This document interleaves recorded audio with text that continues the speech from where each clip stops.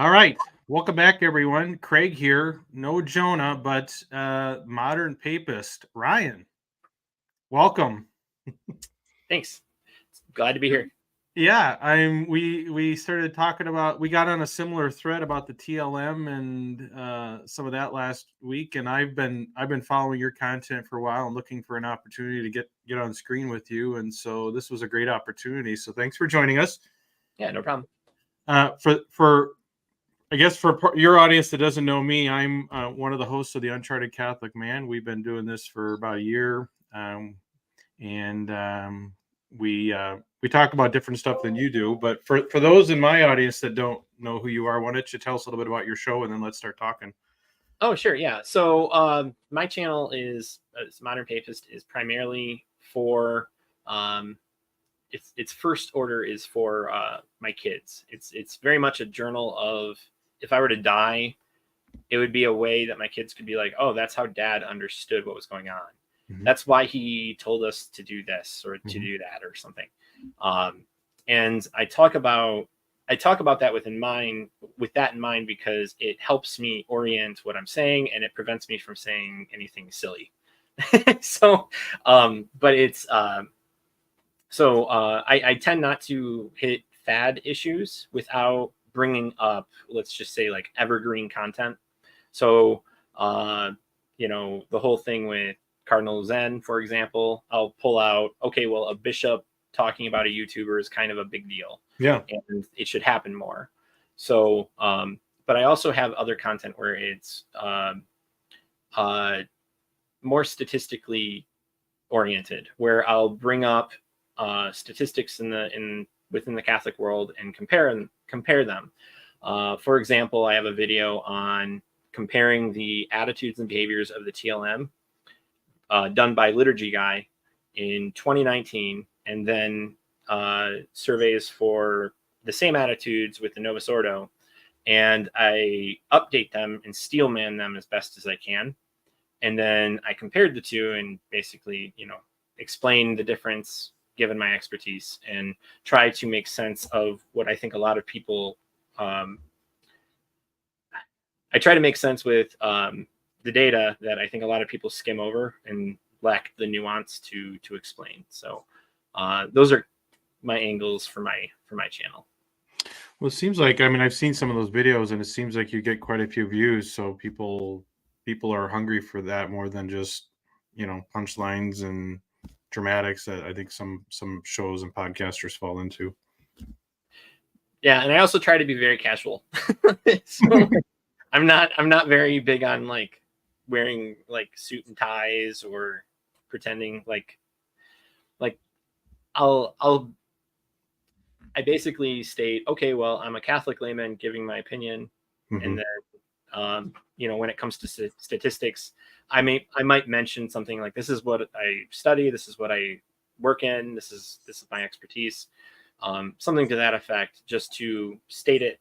If that's the first video you see, like why random person is giving an analysis. So yeah. So. And we're going to talk hopefully or primarily about the TLM issue. And I think at least I want to kind of be a little transparent about where I stand on that for people that are wondering. So I'm a former TLM. I sometimes I'll say I'm a recovering traditionalist, not in a mean-spirited way, but I was a very hardcore traditionalist in sort of my late high school and early college years. Went to the TLM, thought everything that happened with Vatican II afterward was this huge mistake, and just kind of riding that out until we could restore order was sort of my approach. And I ended up, not just because of sort of ideological reasons, but for a variety of reasons, stopped going to the TLM regularly. And one of the big things that I struggled with personally was I could no longer reconcile this idea that this is Christ's church and the gates of hell won't prevail against it. And yet Vatican II and everything that happened was this just big aberration that we just have to, we're just all going to go back to the way it used to be. I couldn't make that make sense. So I figured I'm going to have to figure out a way to come to grips with, uh, you know, Vatican II and the Novus Ordo, and so that's how I've tried to reconcile that. So anyway, that's where I am at. I have great respect for the TLM. I know a lot of people that go there. We go to a very reverent Novus Ordo, and for us, it's important because there's a parish, there's a Catholic school where my kids go to school, and so that's kind of where I come from. Yeah, and for me, I used to also go to a TLM. I don't any longer. I go to a Reverend Novus Ordo. My kids do go to Catholic school, but they don't go to the, like, it's not the same parish. Yeah. But it's a very similar boat as you, where there are I know a lot of people who go to the TLM that when you say, like, those that go to the TLM, like, and then insert whatever opinion you have, um, you know, usually unjust and whitewashed over. So that's my opinion about, like, the TLM NO Mhm. distinguish or difference. Sorry. Okay. All right.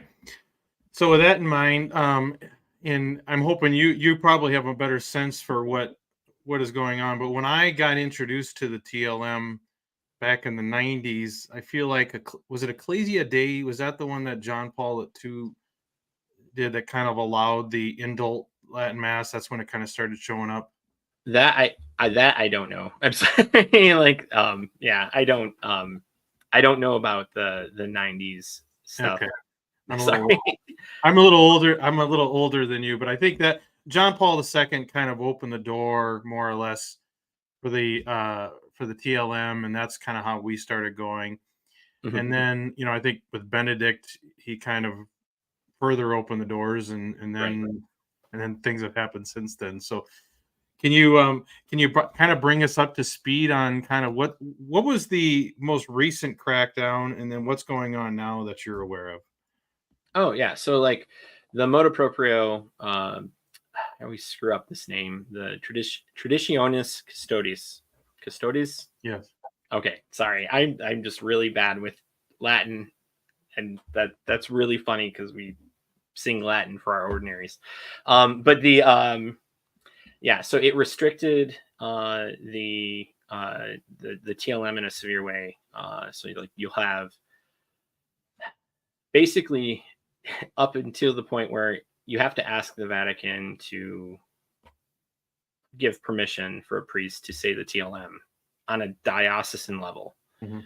Um, which, if you're, it seems fairly strict. But the intent of that, so the intent, the stated intent in the at least the translation, right? Like, I'm looking at it off screen just in case I miss something.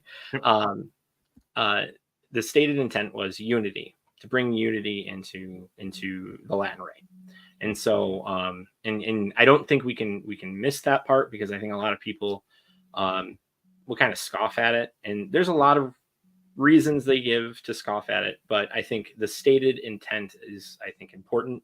That unity is the key, because the Latin Rite is the only rite that has two different forms of the Mass.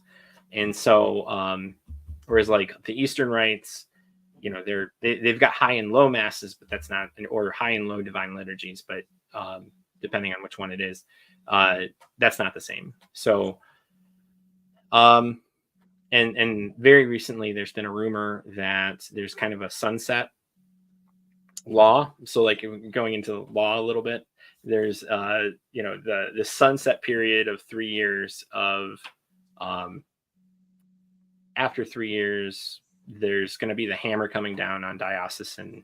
Like, that's the rumor, and there does seem to be evidence for that, but um, that, again, is just, as of right now, highly speculative. Well, it's not highly speculative, but I would say it's speculative rumor with some circumstantial evidence. So, not to get, like, legalistic, but I don't want to give the wrong impression on, like, what the Pope is doing if he's not actually doing it. So, And it sounds like there's some, I don't want to say urgency, but it sounds like it may not be long. If that's in fact what happens, it may be coming soon. Is that what you're hearing too? Right. Like I think it's a lot of people are saying it's July 16th, which is like for That's close. 2 weeks. Yeah. Yeah, 2 weeks. And I think that's when that would be the third year. Like that would be when the Motu Proprio came out. I think. Let me see. Usually there's a date, but yeah, July 16th, 2021. Wow. It doesn't seem like it's been 3 years. No, it does not. So, can you because you probably know this better than I can. What was the scope of the impact of the prior document, the 3 year, the one, I'm not even going to try and say the name, the one 3 years ago? Like, did a lot of parishes or a lot of Latin masses get axed? Like, I have no idea the scope of it and how many were affected by it. Well, so like a lot of people ended up let's see. So yeah, so the a lot of like a lot of diocesan parishes got either closed down or there was a request to keep them open. And there were some cases where FSSP, the fraternity of St. Peter, oh Yep. man, yeah, the they were removed from I'm sorry, not parish, a diocese. So bishops went so far as to remove them, because I mean that's their purview, like that's their authority. Whether or not you agree with it, like that's what they can do. But it was in response to this, which doesn't exactly like suggest good things, right? Like, like it's kind of like, okay, we're given the permission to do it, we're just going to do it. Um, but the but yeah, it was definitely to limit TLM because there was an understanding that the TLM was causing division, and uh, that's like a variety. Like, there's a variety of ways that could be looked at. Um, like that point by itself can be looked at like in a huge scope, only because the only thing that's stated is to bring unity to the church, right? And so to say that is to imply that there isn't unity with the TLM, and that's. I'm just trying to. Sorry, I'm just. See what else. Yeah, Well, that's it for now. yeah, I mean, it seems to me, and I think that there's some of the comments that are, like, I'm gonna put this one up here. I don't know that many people stopped going to the TLM. They all just went other places. Like every person I know Yep. that had a TLM mass affected by it just went somewhere else. Like I don't know if they didn't think they were gonna, like, if they just thought people were gonna be that easily discouraged. But people drive hours to go to the TLM. I mean, the people that Right. are committed to it are gonna go somewhere, and if they lose the FSSP, they're gonna go to the Institute, they're gonna go to a shrine, and if that's gone, guess what? They're going to SSPX, and maybe, maybe worse. I don't know. Maybe worse. Yeah, well, like that. Yeah, because like my pastor and I did a video where we were talking about, because there's like the pipeline. There's this pipeline of trads leaving the faith, and they'll go sedevacantist, Mhm. ortho bro, become an ortho bro, or like become agnostic or atheist. And there's, for every one of those categories, there's people that are prevalent that have done that, either on Twitter or YouTube, like the spaces of social of Catholic social, oh my gosh, networking, there we go. Like they're prevalent, and unfortunately, like it's a known thing. It's kind of like the reverse. We compared it to, so we see the yeah, exhibit A, Kevin. Yeah. And so the we see from the left, right, like the modernist influence of creating a very lazy faith, a very lukewarm faith. We see that in mass attendance. Oh, the amount of the amount of people have risen up, like skyrocketed since the council, but the real number of faithful Catholics is looked at through the lens of those that go to mass. Like, that's the indicator you want to see. It's not baptisms, it's whether they weekly go to mass. Yeah. And if that rate drops, that's really bad. And right now it's sitting around 20 to 23%. Even though we have around 70 million Catholics. So like that comes to be about like 15 million, which is, not a lot when you started at 70. Whereas like prior and during the council, it was about 75%. And it was declining during the prior to the council. So like it's not the council's fault for the initial decline. The implementation though of the council had a huge influence, and so like that's the other thing. So I don't want to go into derail this, but all of that is connected. And what you said where what is it, they just went somewhere else, like, yeah, that's exactly what happened. Like what Mark brought up, like there was a TLM by me that closed down. I don't want to say closed down.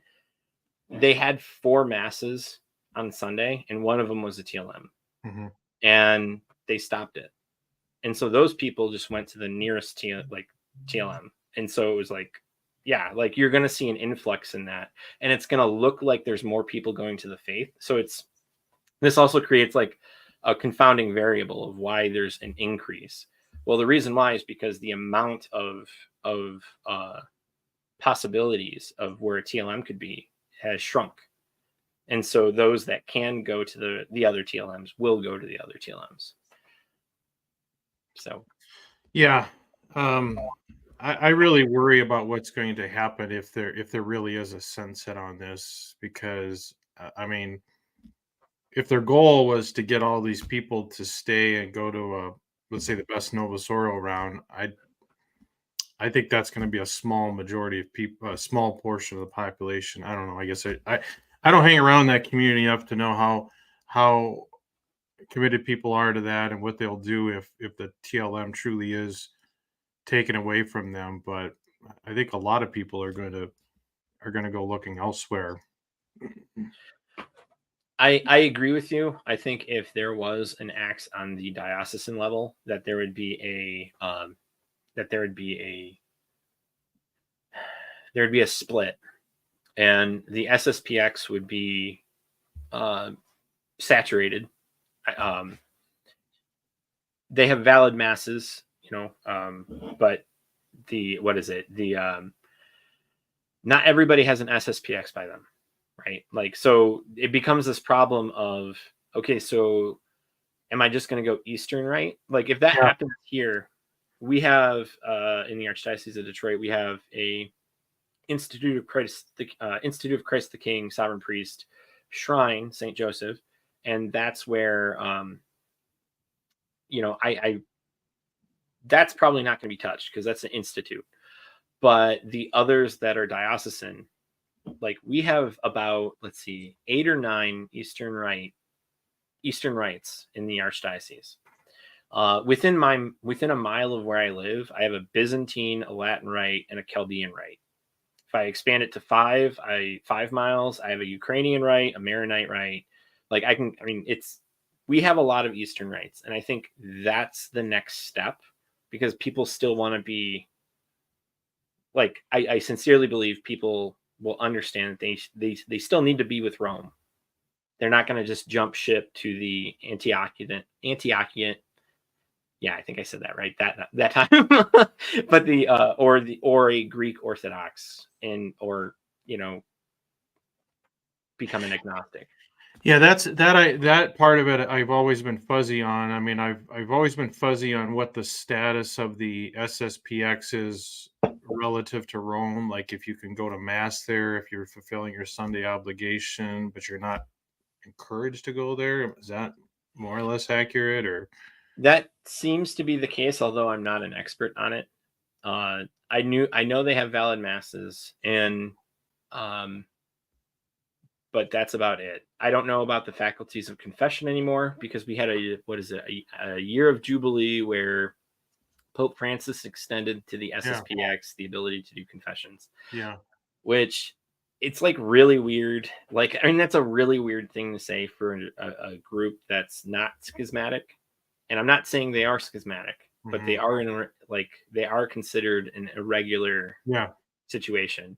Yeah. And so, um, what I typically go by is, does the priest use them? I'm sorry, does the bishop use them? If the Mm. bishop uses them in their diocese, okay, that's good. If they don't, then like you have to be like, okay, well, why aren't they with the diocese? Like, why aren't they, like, that's a real big issue. I understand that they're like an order, but like that order is still within the, is it's going to be within a diocese. And so, again, I'm not an expert, but that's typically what I go to, because I know the ordinary is always like appealing to the bishop of the area is usually just a good thing to do generally. And those Eastern Rite ones that you mentioned, are those are all under the umbrella of Rome, so they are considered. I don't know. Do we even describe them as irregular? But it's permissible and valid for Catholics to go to mass there. Yeah, yeah. So like, so yeah, like I'm by. I like going to if I go to an Eastern Rite, I like going to the Chaldean ones, um, which they're Catholics from Iraq, and so Eastern Rite is a what do you call it? They have their own liturgy and culture within the rite, and it's being preserved. And like, it's really hard to go from rite to rite. Like, if you're in Chaldean, if you're a Chaldean and you want to go to the Roman rite, that's hard to do outside of marriage. Like, for example, if a woman becomes married to a man and the man's the Latin rite, but like if you were a Latin rite and you wanted to, like, the other way is easier, because like we're kind of like vanilla, right? Mhm. It's kind of like because they want to ultimately preserve what is being passed down. Like, the Chaldeans come from a tradition from St. Thomas the Apostle, and a lot of them actually do, but like for them it's St. Thomas the Apostle in the place where Abraham was. And so like that's kind of like a big deal. Like, Mhm. and they were also for a period of time, like most Eastern rites are like this. Like, a lot of people will it's really frustrating when we like talk about the Orthodox as if like they haven't been coming over, but they absolutely have. Like, Chaldeans used to not be part of the church, and then they came back to the church. I think that was like hundreds of years ago. Um, they're kind of a special case. But then when it comes to like the Byzantine, well, like that's Greek, like that's the Greek Orthodox, and there's others that do the same thing, where like they fit to the different groups of the synod, like the Orthodox synod. And so they have absolutely been coming over. It's just a matter of, we don't call them Orthodox anymore. We call them Eastern rites. And so, what is it? When Pope St. Paul, I don't know the order. I suck at the order of that. But Pope John Paul II, when he said we have to breathe with both lungs of the church, Mhm. he wasn't talking about the Orthodox. He was Mhm. talking about the Eastern rites, Mhm. because that's where the Orthodox that came back to Rome are. And because they also focus on, like, they have a lot of the same mysticism, except they are within the realm of understanding with Rome, as opposed to, you know, like, for example, each bishop in the Orthodox can uh, choose whether or not like abortion or contraception is allowed. This That is the Eastern Rite or the Orthodox? the Orthodox. And Okay. so that's kind of like a crazy thing for Catholics. Like, it's just like, what are you talking about? Or they'll give circumstances, because they're by the bishop. Like, whatever the bishop says, like the bishop, like they look at bishops as like first among equals for the bishop of or the patriarch of Constantinople. And so he's filling in for Rome according to them. But like sorry, we're going way off topic, but like it's Oh. it's important because like people will be looking at them and saying, well, like, you know, they're the true faith. But it's like, well, you look at the Greek Orthodox, though, they allow divorce. They have liturgical divorce. And that fundamentally doesn't make any sense Mm-hmm. with the understanding of the church and marriage being a reflection of that. Mm-hmm. Like, you can't dissolve marriage. And Mm-hmm. so, like, what do you mean that you can dissolve marriage? Does that mean God can dissolve us, like, in union with him? Because that's what it's implying. So sorry, but yeah, that's It's okay. So I want to respect how you want to handle this, but it was sort of in a jest. But there was some suggestions that I don't know Taylor Marshall as Taylor Marshall, or just sort of that. oh that yeah. What started this? Yeah, that's Yeah. fine. So We can talk about it. yeah, go ahead. Why don't you give me your perspective on, well, what is the story and what's your perspective on what if anything that had to do with this crackdown? Okay, so what was it? It was Eric. I always forget his last name. Simmons. Simmons or some, yeah. Yeah. So Crisis. I think it's Crisis Magazine editor. And so we were talking about. He was asking the question and making a statement at the same time of it'd be silly to suggest that Taylor Marshall had anything to do with the Motu Proprio, and I was like, well, like, yes, like responsible, yes, fully responsible, Right. no, Okay. because like, okay, this is all right. This is what it gets me. It's like this idea, and this goes with what Cardinal Zen did today or yesterday, right? Like this understanding of a bishop correcting a YouTuber. Why would Cardinal Zen correct Michael Lofton? Mm-hmm. Because Michael Lofton has an audience in which he is giving a bad impression of a cardinal in a very not great way. I'm sorry. I'm trying to word it like as charitably as possible, but at the same time, not like Mm-hmm. that was not the way you correct a cardinal. Yeah. And you certainly don't talk down to him. Right. And if you see the video that Michael Lofton did of that, that comes across in spades. And so you don't do that with Taylor Marshall, who has significantly more subscribers. He has almost like 1 million subscribers. So the idea that he is not being paid attention to is just an asinine thought. Like it just doesn't make any sense. Of course he has influence, and of course he's being paid attention to. He is the biggest Catholic YouTuber on the planet.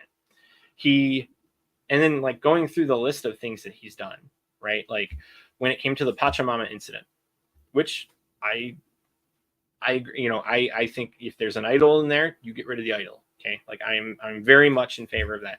The problem is that he brought the guy that did it on a show and then said he paid for it. Yeah. So now he's boasting. Like you didn't need to say that. There's no reason to do that. And then he got tapped by President Trump. And so now he's a political actor.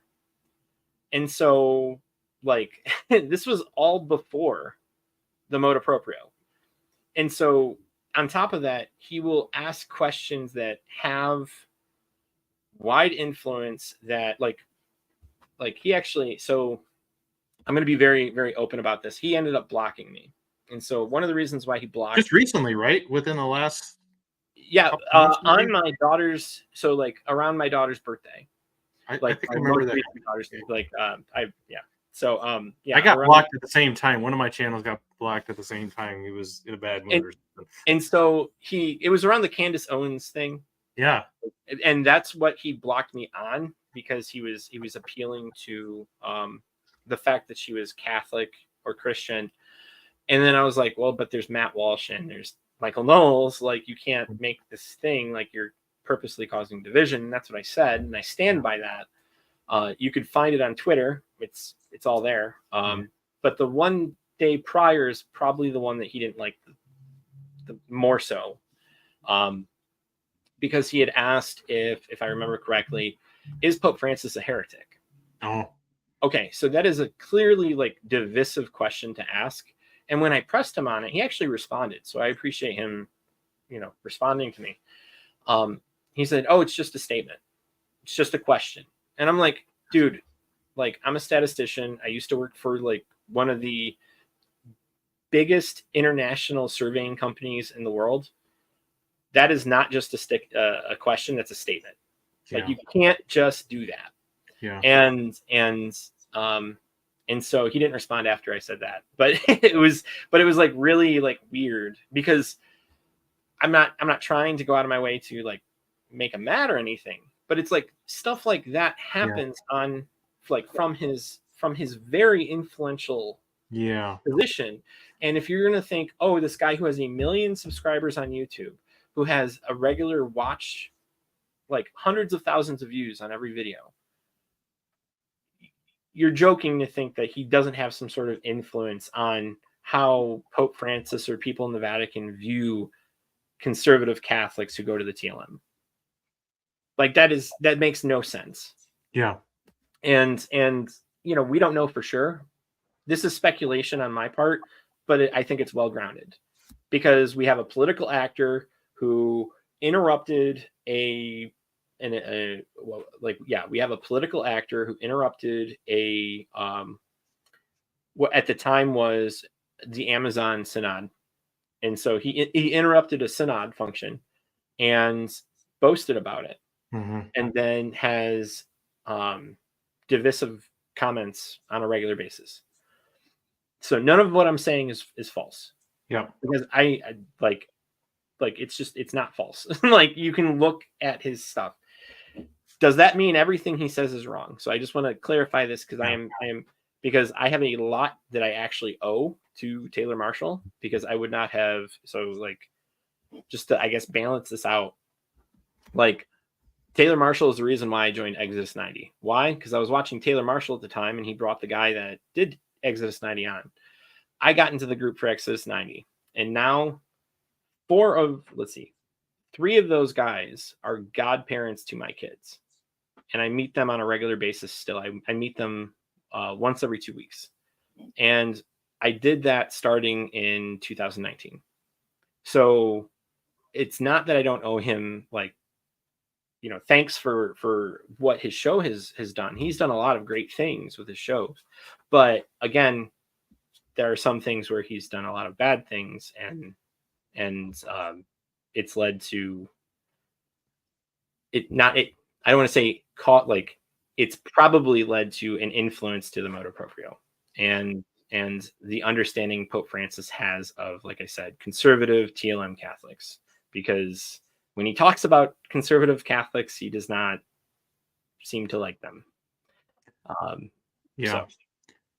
Yeah. I mean, and I'm not here to pick on Taylor Marshall, but when I have watched his content, I've always had that same visceral reaction. Like, he'll pose this question as if it's a question, but like Kevin said, it's like, when did you stop beating your wife? It feels like that kind of question, because then he goes out and he gives the impression that he's just there to objectively analyze and ask questions, but it's making a statement. Like, it seems apparent that he is, and it's a little sad to see. It's sad to see someone that I think. I'm reading the comments. I'm not laughing at you. Yeah, I think Taylor, and I think really everyone in the space, I think for the most part is genuinely motivated, and certainly was at the beginning of the journey. And I don't know, fame's a hell of a drug. Yeah. For the best, for the best of intentions, and when you start monetizing and stuff like that, I mean, most of us, myself included, probably are not disciplined and well grounded enough not to get carried away, and it seems like that's what happened. And like you said, I think people look at him as, for better or for worse, the face of American conservative Catholicism. Yeah, and that is fundamentally a problem on like several levels, because that should be where the bishops are, not where, like, there's popularity. So, like, we've always had celebrities. Like, ancient Greece had celebrities, we have celebrities. there's typically some sort of like association with politics, which is ironically enough, like Taylor Marshall is associated with that too. But it's this idea of like, we're always going to have popular people, and those popular people ideally would be virtuous and point to the church in any wholesome way. Like when something comes out, you shouldn't be expecting like the worst take.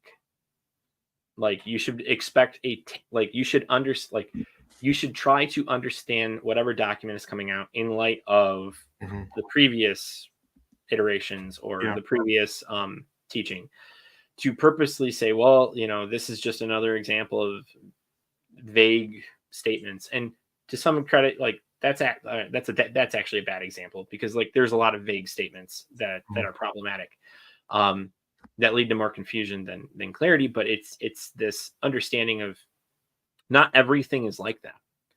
Like when you look at the speaking of Eastern rites, so the Syro-Malabar situation, when that became a problem, so that's like about 400 priests are saying, no, we don't want to change how we stand at the altar. Okay. In your mind, like, do you know about that? Tell me All about right. In your mind, when I say stand at the altar, which direction do you think those priests are facing? I would say towards the tabernacle, would be my guess. Towards the tabernacle. Yeah. That would be wrong. They are actually facing the people. Pope Francis is trying to correct them so that they're facing the tabernacle again, as their tradition was. Like that's what their tradition is. And it was only after the council that they got Latinized. And so like there's a huge movement in all the Eastern rites to get rid of that. And that's to help with trying to get back to the roots of their tradition, their liturgical forms.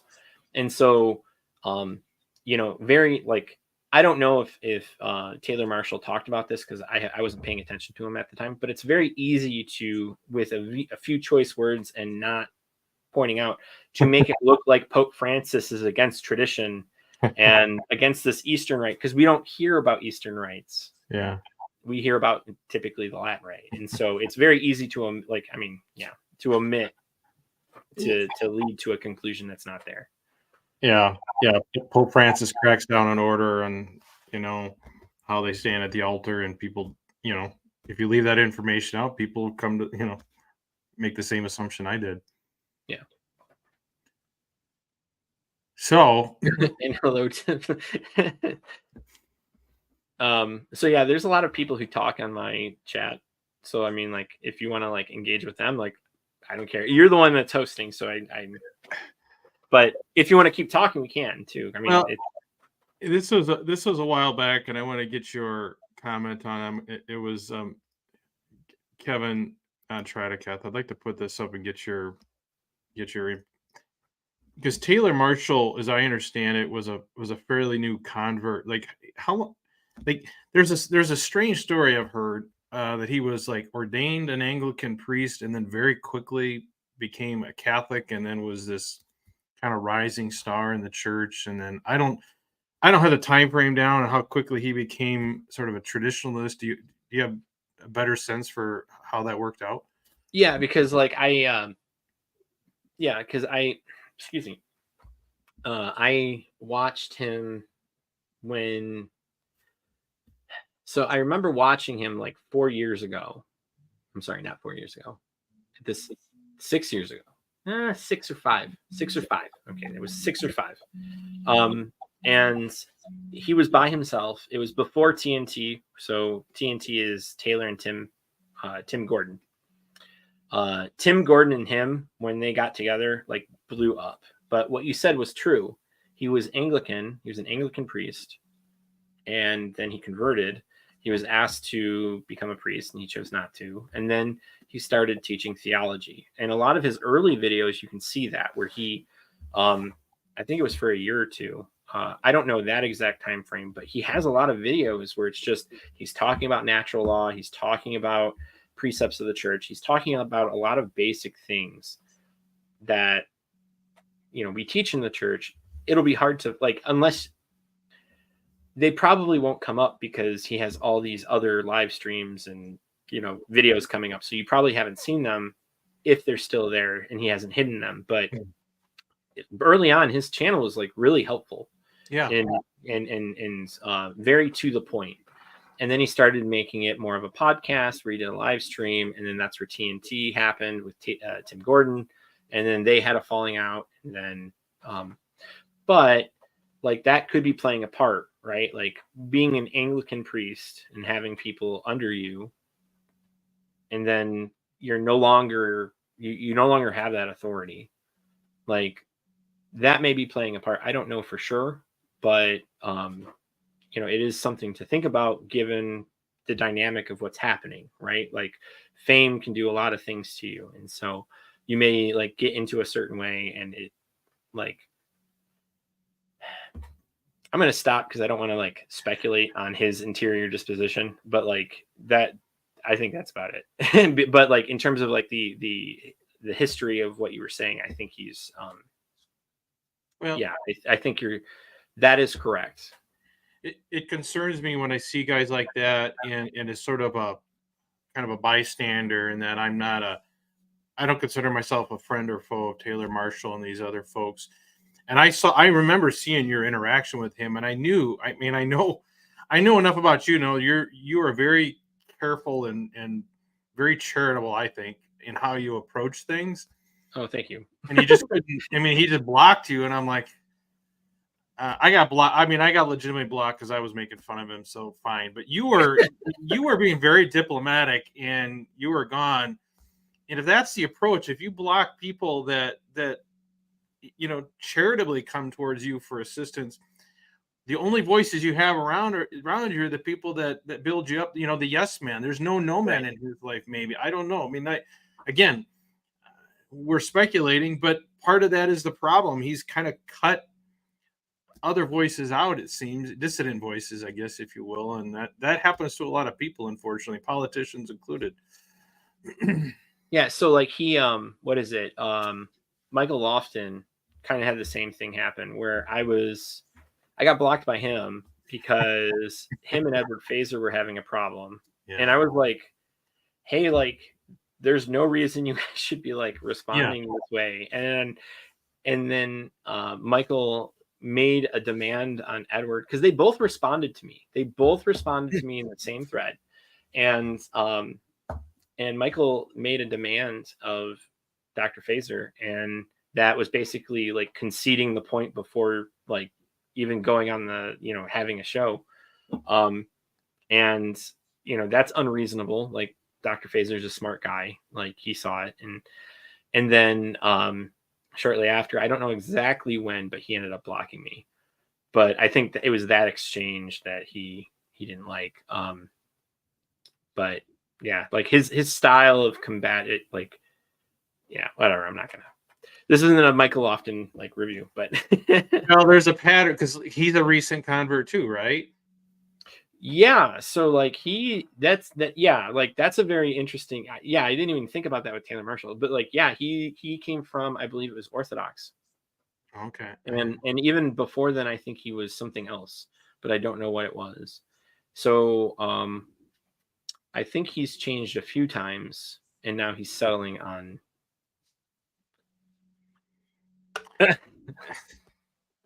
like yeah, it's I'm not trying, I mean I'm not trying to like brag or anything, but it's a very interesting thing though, because like at the end of the day what you're saying is right. Like I don't try to vindictively go after people. And because that's a waste of time. I have 5 kids and a wife. Yeah. Right? Like and a job. Like that's not my job. And so if someone is going to like waste my time, like I typically mute them. I don't always block them unless they're being like, unless they have like the pantheon of colors and pronoun designations and a bunch of other things. Yeah. Like I typically don't block. Yeah. Yeah, I'm the same way. I mean, of course, I guess maybe if I had Taylor Marshall's following, I would be more blocking people. But you gotta work pretty hard to get blocked by me, because I can tolerate a lot of stuff. Unless, like you said, unless you're really being like really vicious and crude or whatever, you could say whatever you want to Right. me. And I think there is, unfortunately, that something happens to guys or gals that rise to they lose the sense that these voices are important to me, and I need to like I need to be held in check like everyone. I need to not get carried away, and I think it's very easy to start ignoring, blocking those voices, ignoring or whatever, and then all you hear is people that are cheering you on, and those may not be the best the best voices for you. Well, right. And like when it came to Taylor Marshall, as someone who watched him, because like I would quite literally do this in my day. I'd work at my job, and when I would start doing like data manipulation or some sort of like tedious thing, I just put on like Taylor Marshall and then TNT. Like it was, I actually looked forward to listening to TNT because they gave two different perspectives.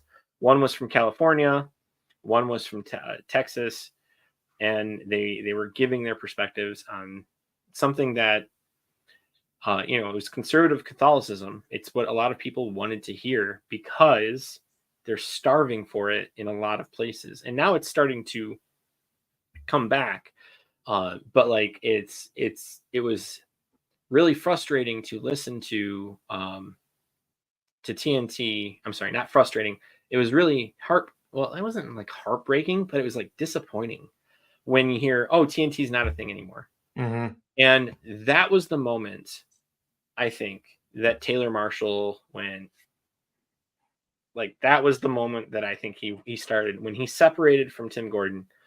It because like their dynamic was great. They held each other in check and they both Mm-hmm. knew their stuff. Mm-hmm. And like so it was like two smart guys having a conversation, and they were good like they get, you know, they had their edgy parts, but it was nothing like off the wall. And when they stopped, Yeah. Taylor started getting into a lot of um I would probably say confirmation bias based like podcasts. Like he'd Mm-hmm. be like, I'm going to ask an SSPX what the relationship he has with Rome. And I'm like, Yeah. okay, no, you should have like a canon lawyer Yeah.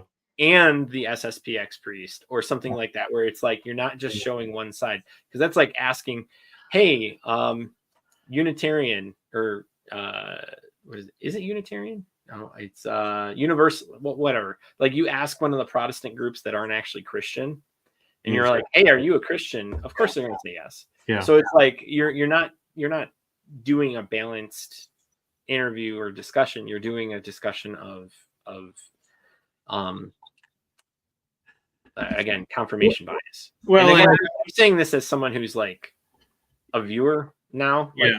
you know, I'm not, and I followed him for a long time with his stuff. But again, like like after the TNT thing, it was just, that's when I think it went off. Well, and someone of his stature can, I mean, that's purposeful. Like he could get anyone on his show he wanted. Like we have to scrap and claw to get people on, and I would love to have people of a certain perspective come on and talk to us, but we're nobodies. But he can get anyone on his show he wanted. So if he wanted to, he could get opposing viewpoints, very credible, articulate, you know, people that can defend a particular position if he wanted to. Right. Well, like that's how I ended up learning about like a lot of different really good guys. Like Ryan Grant, for example. He was he's a historian. He does authorship of translations of a lot of documents that and writings from people in the church that have not been translated yet, and so he does a very good job with that. And I didn't know about him prior to Taylor Marshall, but now I do. And you know, I regularly, if I look up something in history, I look to see if Ryan Grant has done anything. And Mm-hmm. so you're absolutely right. He's brought on a lot of great people, but then it's again like bringing it back to the Motu Proprio. Like he's done a lot of things that, of course, the hierarchy would look at and be like, okay, well, we need to keep an eye on this guy, and they might look at him, like you said, as a figurehead for conservative Catholicism. Because, like, unfortunately, like, that's the thing though, right? Like, it is designated conservative and liberal. Mm-hmm. And as much as people say, like, well, we don't like to use conservative tones for what's going on, like, some of that's true. Like, for conservative, you have a huge gambit of what conservative means, and you do have a huge gambit for what liberal means. However, where most people sit on the liberal side seems to be much farther than where the conservative side is. And, like, when you start, like, promoting things that, like, the flag, that competes with the Sacred Heart, like, that's Mm-hmm. like, and you're pushing that as if, like, it's just a flag and it doesn't mean anything. It's like, okay, well, like, you're either being intellectually dishonest or you're incredibly ignorant on, like, your understanding of flags. Like, but okay, like, sorry, I'm trying not to rant. That's okay. I mean, let me take this chance now that I've kind of helped pick on Taylor Marshall a little bit. Let me kind of maybe redeem him a little bit. I mean, Yeah. I don't think I, I think the Taylor Marshalls of the world. I don't think the Vatican and sort of Pope Francis and those folks had a positive impression of conservatives or traditionalists to start with. I think it was confirmation bias for them. Like, I think it was an unfortunate opportunity for them to, like, see, this guy is exactly what Yep. what we what No, we I said. totally agree with you. Like, So it's sad because I really have a strong connection in heart for the traditionalists. I know why they're there.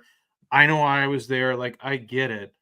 And it's a little sad that you know you know maybe the guy's up flying too close to the sun, maybe ruin it for other people. Now, I don't know. I mean, maybe the Latin Mass was going to get taken away anyway. I mean, it is kind of bringing back to what you said. I mean, it's an odd relationship to have the sort of the old right, the TLM, and not just the mass, but really, there's a lot of, I see it because of the stuff we talk about is people, it's not just a mass thing. Now they're like, Humana Vitae is wrong. We got, if you use natural family planning, that's evil. And, you know, really, you know, really going into some extremes in other ways, at least from my perspective.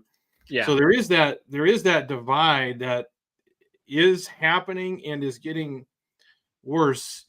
I don't know where that leaves us, but it seems like an unsustainable thing. Something's got to give, and I think the Vatican is like, we can't go on like this indefinitely. Like, I don't Right. see a way to repair the relationship. So I guess we're gonna, bring out the thugs and do it that way. I don't know. I mean, if that's the mentality or not, but Well, so, like, that's very interesting because, like, the when you say, like, Humane Vitae, because I've heard of that, but it's, like, very rare that someone says that they're against Humane Vitae and NFP. Mhm, Um, like, usually you'll get, like, arguments of NFP of, like, contraception and all mhm, that stuff, and that doesn't make any sense. But mhm, the Humane Vitae thing, they'll reject it. Those that reject it, I've only met, like, I'm not even kidding, like, I can't even count them on my hands. Like, those that go to the TLM that reject Humane Vitae. And it's probably emotional. Like, it's an association with, well, the TLM got changed by Pope Paul VI. Pope Paul mhm, VI wrote this, and so that's like the problem. But that being said, the Humane Vitae being rejected is something that's happening on, like, the left and the right in the church. The left in the church wants to be like, well, we're taking in all the political bias as well. Like, we're going into climate change, we're going into population control. Like, Humane Vitae, like, I mean, we're smart. Like, they take Protestant arguments. They're like, well, we're smart creatures. Like, we should be able to regulate our bodies and blah blah blah. And it's like, no, like, that's not what, like, like not in that way. Like you're not allowed to like regulate in that way because that goes against properly functioning body. But like it's interesting because they come to the same conclusion, but they're like doing this, and then the teaching is like right in the middle. And so then it's like, okay, well, you're both wrong. Like, because like it's very interesting with the political dynamic how much of that is influenced, and to me like um to me it's fascinating because you'll see like social justice. Okay, like you bring up social justice, it's like an allergy word for some people, but it's a Catholic word. Like, and it was taken from Catholicism and placed in American politics to sway Catholics. Mhm. Like that was that's the history behind this. And so when people think of social justice, unfortunately they think of the Democratic Party definition and not what the Catholic Church says Mhm. officially. So like you kind of got that play going on too. So I just thought I'd take a less intense example than sex, because sex always seems to make people go crazy. But Well, that's what we have this show for. And I guess, and I think maybe we just get a higher potency of the traditionalists who want nothing to do with NFP and all that, which has always struck me as an odd target. Of all the targets out there, of all the stuff going on in the church, you're going to pick on like the 4% of us Catholics that actually go through NFP and use it, because there's a reason most people don't use it. It's not a lot of fun most of the time, or at least some of the time. So it's just such an odd, like, really, like this is where you're gonna take it out. Like, good grief. well, no, but you're right though. Like there's not a lot of and that's one of the reasons why I think it's an emotional response, because of Pope Yeah. Paul VI, because he wrote that. It sounds great. It's absolutely prophetic. Like we're living in what he thought it was going to happen. And but like when you're trying to, I think you're right though, that, well, I don't actually know. I don't think you said this, but it can be viewed as a perspective of desperation, where you see as everything as being evil Mm-hmm. or against you because that's part of the group. So it becomes like like what is it, like Ben Shapiro or whatever, tribalism. Tribalism is a very real. Tribalism becomes an issue because now it's you fall into exactly what St. Paul talked about. Like this isn't the Peter of Peter. This isn't the church. I'm sorry. This isn't the Church of Peter or Paul or whatever. And it's like that. I mean, it's in his name is Paul, like Pope Paul VI, and St. Paul talks about like not doing that. And so, you know, it inches them closer to sedevacantism when they start doing that. And like, yeah, like over here we have, I think, also a lot more reverent Novus Ordos than because we used to have a bunch of TLMs and some of them got dropped, but then we have a lot more reverent Novus Ordos now. And the next, like the younger priests are promoting that in the archdiocese. And so like our understanding here, I think, is a lot more cohesive than the random TLM parish amongst a bunch of modernist priests in like Oklahoma or something, where the diocese is vast and the Novus Ordos are everywhere, but there's one TLM here. And so it's kind of like they're in a quite literally a corner in their state. And so it pushes them to have this fight or flight understanding.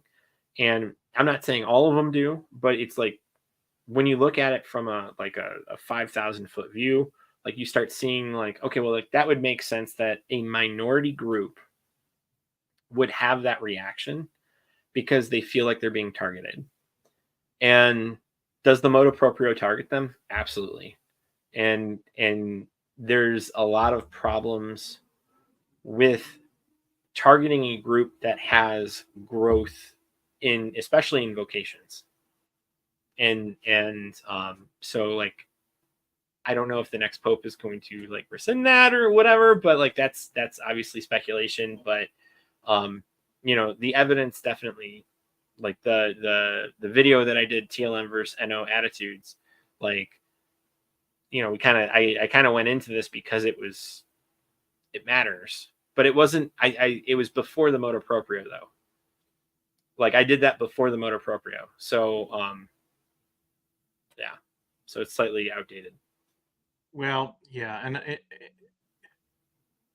I since I'm a little older than you, I remember now, and I'm bringing back memories because I remember growing up. You know, we're what do you call reverts? I mean, I was born Catholic, but and we went to Sunday mass, but we really didn't do anything until my teenage years. My parents got interested in marrying apparitions, and we started going to all the stuff. And then pretty soon, you realize all the stuff that's going on in it was a liberal diocese. There was no good Novus Ordo. Like going to mass was just a traumatic experience because you spent all the time looking at all the stuff why are they doing that, right? Yeah, you just want to close your eyes. Yeah, you're just like, I'm just trying to hope to grin go and through bear it. it, right? And then the first time I went to TLM, I was like, holy cow, I can go here and just have mass. Like I don't have to take a shower when I'm done. I don't have to, right? And I think that's how a lot of people I think got introduced into it. And it was almost like this underground. Like I remember for a while we had to go to this little tiny chapel in this hospital in a different state and it was a priest from another, like the whole thing was like this underground railroad, and That's what it definitely feels like at times. it does. In some parts of the country it is, but at some point, communities started to grow. So you look at, the Detroit area where, you start having generations of people in a parish community.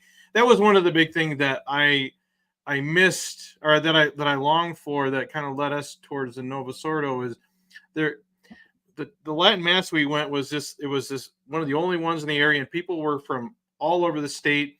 You came to Mass and then you left. Like there was no community where your kids grew up and they had first communions and stuff together, and it was a place you went to mass, but that was about it.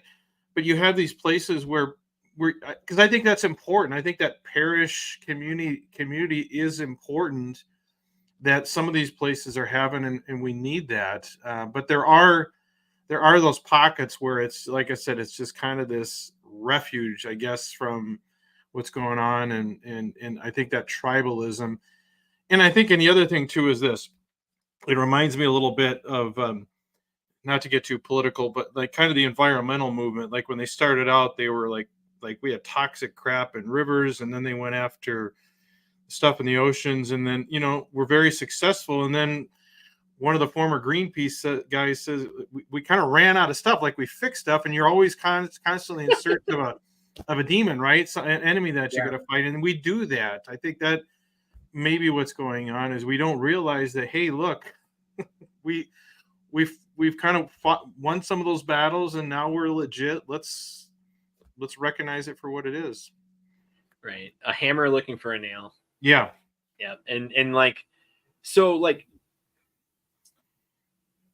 there's serious talks. So this is like just to bring it back so with the community aspect that you're bringing up, it's very interesting that there are serious talks around one of our TLMs that the parishioners come and buy the land around, so, like they have their homes there because it's not a safe space. It's not a safe place. I'm trying to look at you and at the same thing.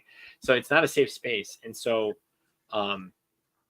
when they buy it all, then their community is going to be right there, and they're going to be able to walk to mass and everything, and so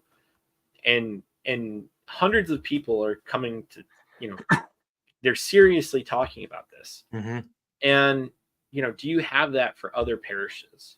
Like, I mean, there's a reason why people are willing to spend probably in not the greatest market doing something like that. where they sell everything and they move somewhere to be with people who are going to, like you said, build a community with.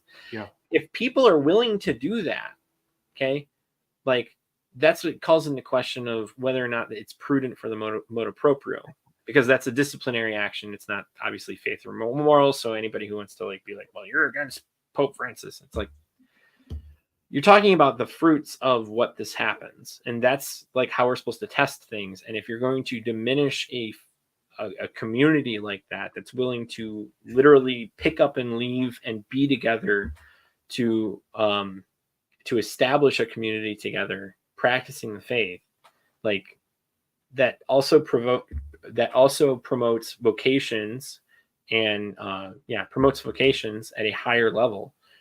Like at some point you have to be like, okay, well, why would you do that?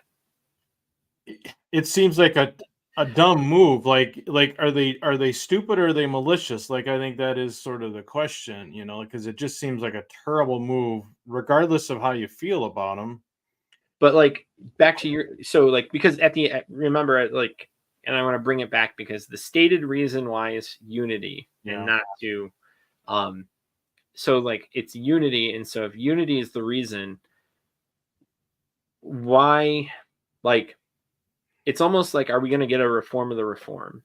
Like, because like if we're going to have something that, if we're going to move past what we had, like what you stated earlier, is like going back isn't necessarily the option, or the appropriate option, because the Vatican II stated, okay, well, there's going to be these changes and these limits and restrictions. It didn't give us the Novus Ordo. The Novus Ordo came outside of the council. Mm-hmm. Okay, there was actually an interim mass between the council and the Novus Ordo coming out in '69 that a lot of people would describe as being like, oh, that's a great compromise. Like, we'll just go with that. And like, I would really like wonder if that something like that was pushed now, if that would be looked at as a compromise, and how many people who are basically the TLM only fans, which I think is, by the way, a terrible mindset. That's like one of the reasons why the trad pipeline is a thing, is you get into this mindset of like the TLM is the only acceptable form, and you start justifying other rejections of the faith. And that's not good. And then you end up rejecting a council, and now you're schismatic. So Well, yeah, and my observation, and I saw this play out like near here, where we had uh, it was the Institute came in and they had a Latin mass in a parish, and neither side wanted to collaborate at all. Like it was like it seemed to me both sides bore some blame and needed to get along and compromise and wouldn't. And I think there was fault on both sides.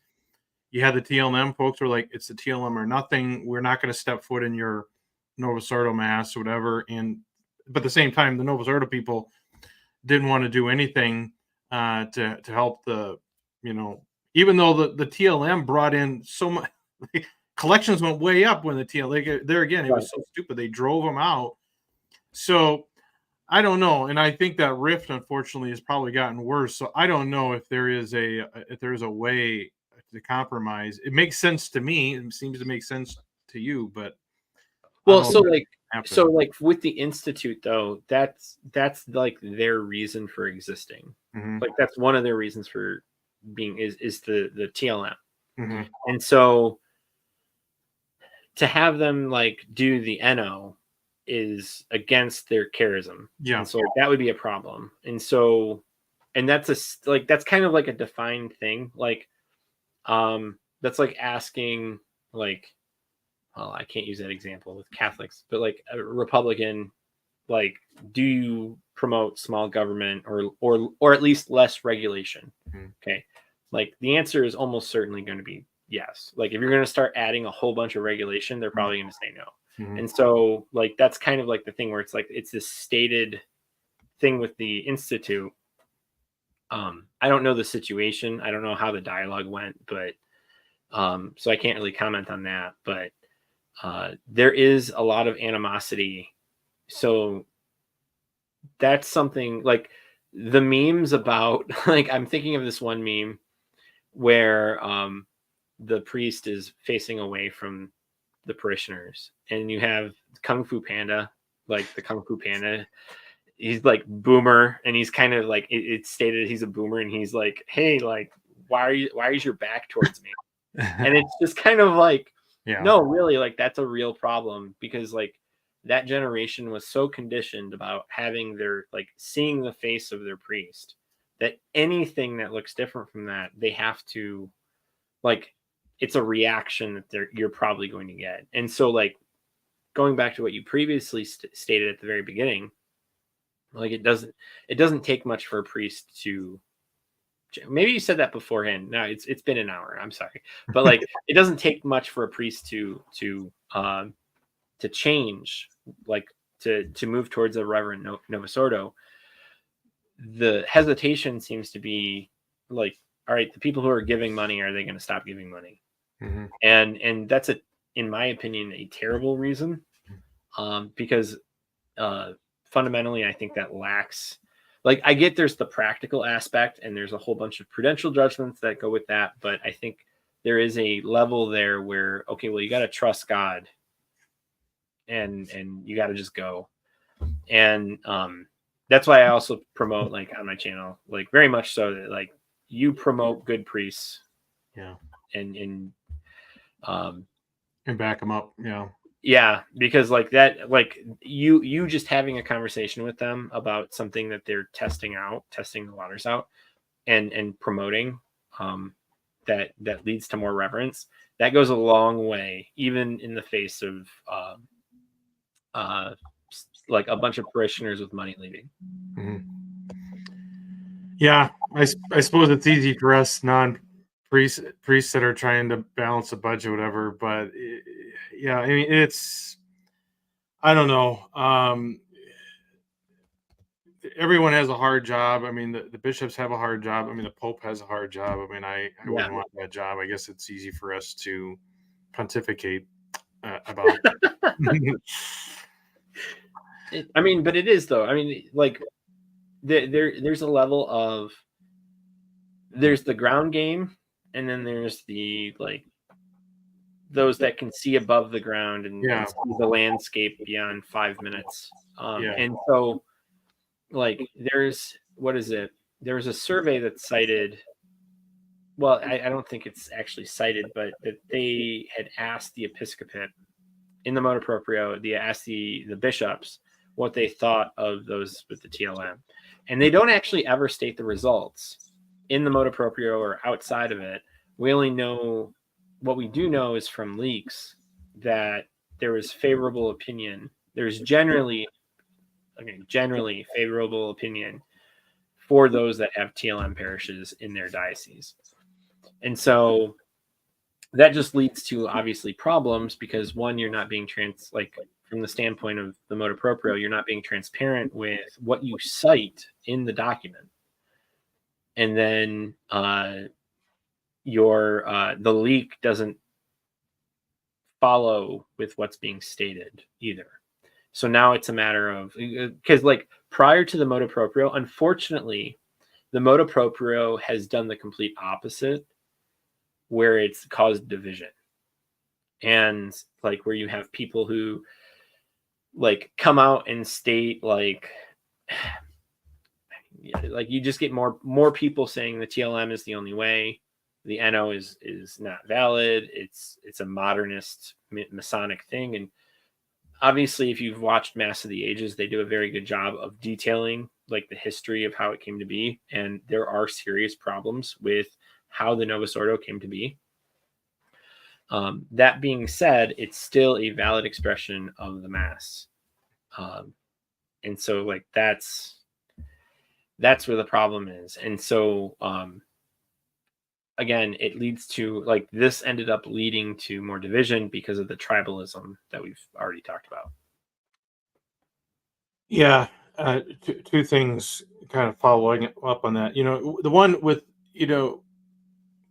it's strange that the way it play, and I don't know how it is in other parts of the world, but it's strange in the U.S. at least because the dioceses that had thriving Latin Mass parishes typically had I mean, they were only there because they had a bishop that supported or at least saw the value. If the bishop didn't like it, you didn't have SSPX, or I'm sorry, you didn't have the Institute, you didn't have Society St. Peter and all that. So I know, like in Detroit, I mean, I think there was a lot of bishops who were like, I don't want to do this, but my hands are tied, right? And it was sort of forced upon them in a weird way because it really wasn't a problem locally. And where was the problem, or is there a problem anywhere that really warranted this? That it still doesn't make sense to me.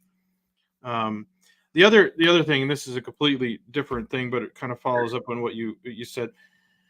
I will say this as a former traditionalist and as someone that observes how traditionalism has changed since I was part of it. I think there is a strong tendency to look back on history with kind of rose-colored glasses and look at it as all those were the glory days. We just need to go back. Well, I don't think it was quite the way that we perceive it now, and there's a reason.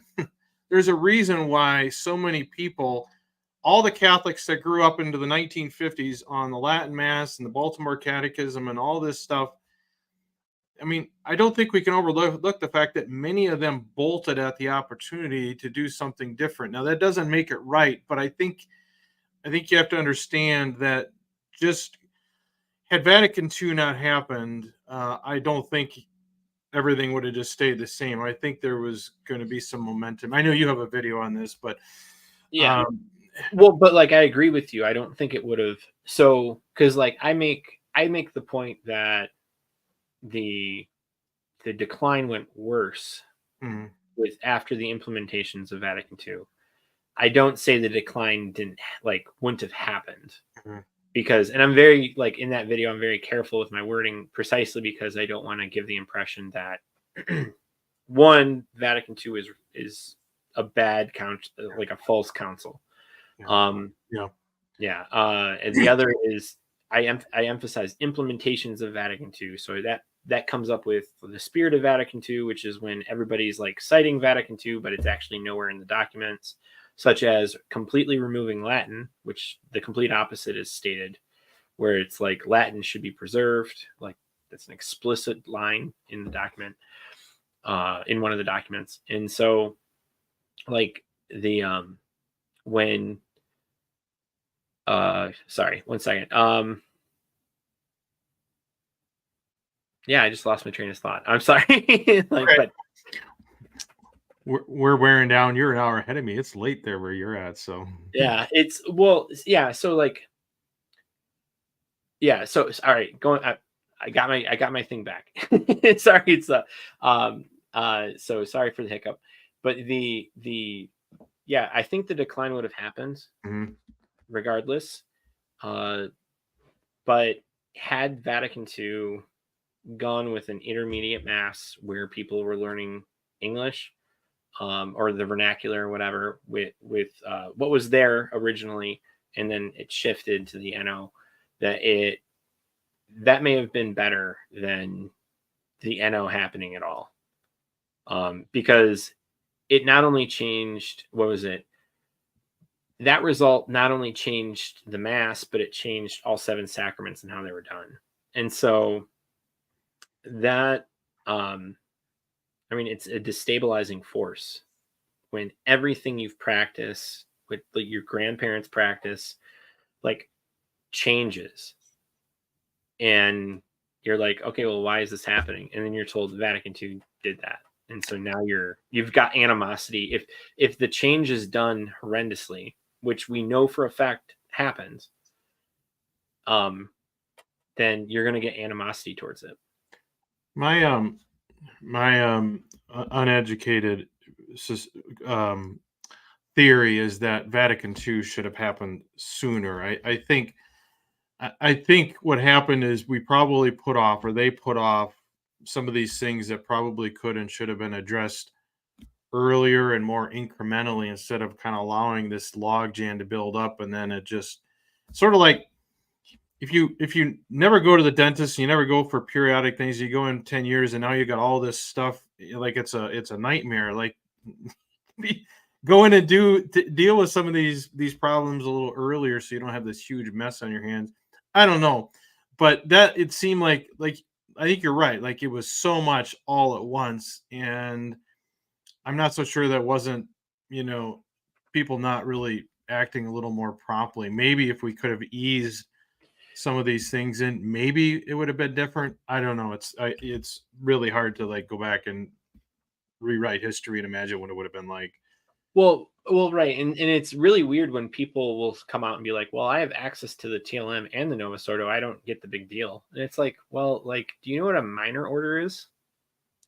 That was removed. Yeah. And do you know what a what is it? Oh crap, what was it? Yeah, there's oh yeah, devotions like Ember Days. Yeah. Do I you was, know what I was Ember going to Day say, is? yeah. And so like, do you know what all of these liturgical season like based devotions that are just not part of the church anymore, or I'm sorry, they're not practically part of the church anymore. Hmm. Um uh like that is a huge problem. And then on top of that, there was a uglification of the parishes where they would remove the statues. Yeah. And so like I like when I it was really weird because you had people like really like armed like terrible approaches to like like because I had a rebuttal video where I clarified a whole bunch of like comments Hmm. because they needed to be clarified. But like it's this understanding of when you say the implementation of Vatican II, you're including everything we've just discussed and just how different that is from someone who's practicing all of those things to then them just being gone. Hmm. And it's like night and day to people. It's like, oh yeah, you look like the Lutherans next door, Hmm. like because they do, like Yeah. compared to what was Yeah. there. Yeah. Yeah. It's sad. I don't know what should have happened differently. And I'm not sure where we go from here. I mean, we should probably wrap up, but what do you think? Oh So, no, yeah. what do you think? What do you think should happen, or what do you think will happen with the TLM? So like okay, yeah, that'll so if I was to bet it, I think that rumor was true, but that's me personally. That there will be some diocesan implementation. It may not be on July 16th. It may be on a different day, but something will happen. Um, but at the same time, like in the future, because I know people are making projections and they're projecting way out. They're projecting too far to for them to be taken seriously. Because they'll say in 2055 or something like that, like there's going to be more TLM goers than Mm, Novus Ordos. And I'm like, okay, like you're not supposed to project past 5 years because there's too many variables. mhm. And so now you're projecting like 50 or sorry, 30 years into the future. And Yeah. it's like that's not reasonable. That's not a reasonable estimate. But the what is it? The uh I don't think the TLM, I think the TLM will get some, if nothing happens, I think the TLM will get some prominence. But ultimately, hopefully in my lifetime, there is a combat, like there's a reform of the mass. And like, it looks like that intermediate mass, or it looks like the Anglican ordinate, where it allows vernacular, but a lot of Latin's still in there naturally. And because like when you go to Eastern Rite, I don't know if you've ever gone to Eastern Rite, Mhm, their languages are in the mass. Like we're the only ones that dropped our language. mhm, And you go to Chaldean, you'll hear one of three languages: Armenian, Syrian, or Arabic. And that has to do with depending on it's kind of like a time frame situation, because each one represents a different time in Iraq. Arabic is when Muslims were in control and forced everybody to learn Arab, and then there's other times with that, but they're part of the Mass because that's part of the culture and people that lived there. Mm-hmm. And so the fact that we don't do that, or that it got dropped, is like a real problem. And so there's an inconsistency. That's another inconsistency that we have with Eastern rites. We have two forms, and then we don't actually use the language that we have. Sorry, Yeah, I mean, I think my final observation I would make is, I mean, I don't see, and I don't. You probably have a better sense for this than I do in terms of how far out. But if you go to a mass, the TLMs are full of little kids. The Reverend Novus Ordos are at least have kids, and then the yeah. bland vanilla ones, the demographics are like not promising. Like, I don't know how they think they're going to sustain a Catholic population without this group of people. So I think it may just be a matter of waiting them out, because they're not, the progressive side of the church is not having kids at all. Well, right, and that's so weird, because like when you go to those like boomer parishes where it's just 90+% Yeah. in that generation, there's some people who will say, well, why are you criticizing the boomers? Like, they're still faithful. They stayed during that time. And I'm like, yes and no, because yes, some of them did stay, but they didn't pass on the faith to their kids. Yeah. And or like they didn't, like, not enough of them did. And so we have this problem now, because like there's I don't know, when you grew up, how many would you say after you got confirmed went to mass? Yeah. Like, I don't know, 25% maybe, something like that. oh, that's like way higher than mine. Like, I got confirmed in like early 2000s. Yeah, and so I was like one of, I think, 3 out of like 30 in my like little class. I know it's like small, it's a small sample, but like that's a common thing people are saying. Like, it's not just Yeah. Sorry, I know I'm not trying to like get into another discussion. No. Like, No, that's okay. I mean, I think I am going to wrap us up here a little bit, at least. But yeah, I mean, I guess I don't know. I think a lot of it is going to hinge probably on who's the next pope, and my suspicion is the next pope's going to look a lot more like Pope Francis than Pope Benedict. But I don't know. I mean, that could make a big difference too. well, right, and like we don't. This is the weird thing, is the cardinals are humans, and yeah, some of them have, they seem to have a bad agenda. Like, they're just horrendous. Yeah. But then there's some that are like, they're very clearly not doing anything. They're like, we're not going to say anything. We're just going to be in the background. And those, I'm actually like, even though they're appointed by Pope Francis, like, that's a very good sign, because it means that they're like, at least it's an indicator that they're reading what's going on and how Pope Francis is being understood, because there is like a political aspect here. And so we haven't, what is it? Me and you have the same dynamic of popes, even though we're like, you're older than me, because Pope John Paul II was so long, and then it was really short with Benedict, and then Pope Francis. So those are the only 3 I've had. And like, and you've had, so like there's this history of seeing like a pendulum swing that happens. It's just a matter of, we haven't seen it because we've had so many, like, it's not like presidents that happen every 4 years. Yeah. And so they have a lot longer time frame. And so yeah, we won't see it until, like you said, the next pope. Yeah. All right. Well, Oh, I hate to put.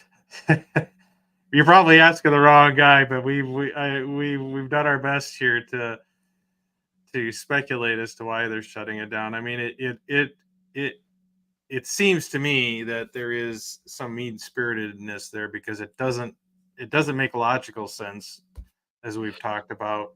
yeah. It doesn't seem to be a good strategy.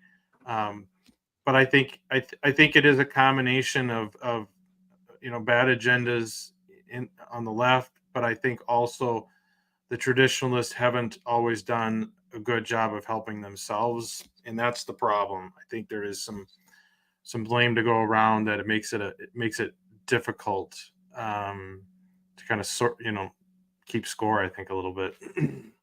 And I guess the last point that I want to say is when it comes to what you said earlier. I forgot to go back to this because we've been talking about a whole bunch of tangents, and it's been a Yeah. great conversation. And with Taylor Marshall, I think you're absolutely right. Though, is you have all the things I said that he did, and it's like, oh, this is how conservative Catholicism is. It's confirmation bias. Like Mhm. I didn't even think about that. But Yeah. like like they don't need to deep dive into all the other conservatives. They just need to see, oh well, he's got like at the time probably like 700,000 subscribers. Mhm. So like he's a huge, and he's on a political trail. Like Yeah. he must be a good representation. Well, I'm sure Taylor will be listening to this episode and unpacking it. So if you're still listening, Taylor, we wish you the best. I mean, I think we both appreciate the good work you've done, concerned about Absolutely. some of this stuff, and see you as having a much greater opportunity to influence things in a positive way than we can. So I hope maybe this is an opportunity for him and others in his sort of stratosphere to to push back and to represent and to be the better person in this fight, because I think they have an opportunity to do so. Yeah, absolutely. And if you are watching, Taylor, I appreciate the fact that you had Exis 90 because it has been very influential in my life Yeah. since Yep. 2019. Yep. Amen. All right. Well, maybe we'll do a part two. We'll get Taylor on here and have a Oh, that third. would be great. That'd be really funny. All right. Well, thank you everyone in the comments. I know the comments are still pouring in, but I've got to get home. I'm an early riser, and I know you've got responsibilities too. So I'm gonna sign us off here. Uh, for those that aren't all that familiar with you, where should they go find your show and follow you?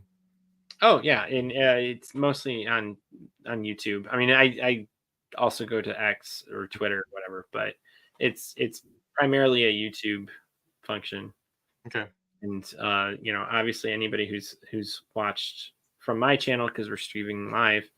Um, do you want to talk about, because you typically talk about other things, not just what we talked about today? So I mean, if you want to do the same, just because we Yeah. are joint, we are joint live streaming. Which Yeah. is Yeah. I'm sure more people here know you than us. So uh, we are at a core of what we do is talking the good, the bad, and the ugly of trying to be good Catholic married people. My co-host and I were. I'm father of 9. He's father of 4. We have struggled through the ups and downs of marriage and try to be good Catholics, and sometimes it's really tough, and sometimes it's wonderful. And we talk about that. We talk about all that, trying to be good Catholics, trying to wrestle with the rules and the failings and all that. That's the kind of stuff that we talk about. And so it would certainly welcome people to come over and join our community and participate in the comments, because it affects most of us. Most of us are married, most of us have kids, and it does impact us to some degree. So we'd certainly welcome anyone that wants to come over and participate in our community. All right. Well, everyone have a good night. we're going to sign off. So thank you, Ryan. Thanks. I appreciate this. Maybe we can do this again sometime. So Oh yeah. thanks everyone for listening. And until next time, have a good one.